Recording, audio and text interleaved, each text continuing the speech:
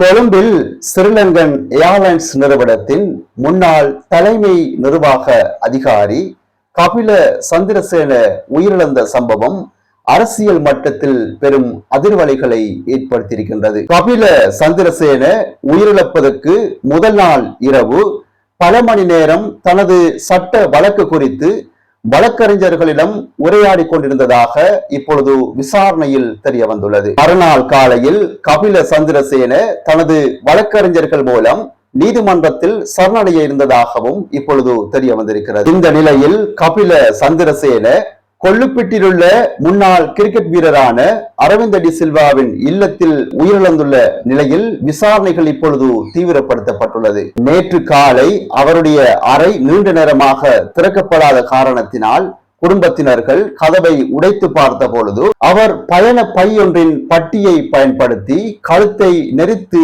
உயிரை மாய்த்து கொண்ட நிலையில் சடலமாக மீட்கப்பட்டிருந்தார். அவர் இலங்கையின் முன்னாள் கிரிக்கெட் வீரரான அரவிந்த் டி சில்வாவின் மனைவியின் சகோதரியை திருமணம் செய்து கொண்ட காரணத்தினால் அரவிந்த் டி சில்வாவின் வீட்டிலேயே தங்கியிருந்தார். 2013ஆம் ஆண்டு 14 ஏர்பஸ் விமானங்களை கொள்வனவு செய்ததில் $2 மில்லியன் லஞ்சம் பெற்றதாக இவர் மீது குற்றம் சுமத்தப்பட்டிருந்தது. இது தொடர்பாக கடந்த மார்ச் மாதம் கைது செய்யப்பட்டு சிறையில் அடைக்கப்பட்டிருந்த கபில சந்திரசேன 54 நாட்கள் சிறையில் அடைக்கப்பட்டிருந்த நிலையில் 5ஆம் தேதி கடும் நிபந்தனைகளுடன் அவருக்கு பிணை வழங்கப்பட்டிருந்தது. 5 லட்ச ரொக்க பிணையும் 1 கோடி ரூபாய்க்கு 2 சரீர பிணைகளும் வழங்கப்பட வேண்டும் என்று நீதிபதி உத்தரவிட்டிருந்தார். மேலும் பிணைதாரர்கள் நெருங்கிய உறவினர்களாக இருக்க வேண்டும் என்றும் உத்தரவிடப்பட்டிருந்த நிலையில் அவருக்கு பிணை வழங்க வந்தவர்கள் உறவினர்கள் அல்ல எனவும்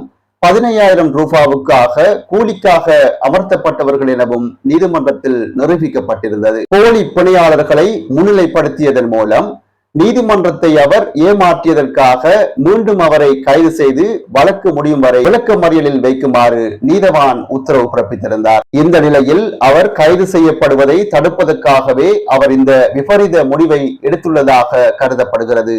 இருப்பினும் அவருடைய கைபேசி மற்றும் கணினிகளை போலீசார் கைப்பற்றி இப்பொழுது விசாரணைகளை முன்னெடுத்து வருகின்றனர். கொழும்பு ரோயல் கல்லூரியின் பழைய மாணவரான இவர் ஸ்ரீலங்கா டெலிகோ மற்றும் பிகின் லங்கா ஆகிய நிறுவனங்களில் உயர்மட்ட பதவியை வகித்திருந்தமையும் குறிப்பிடத்தக்கது.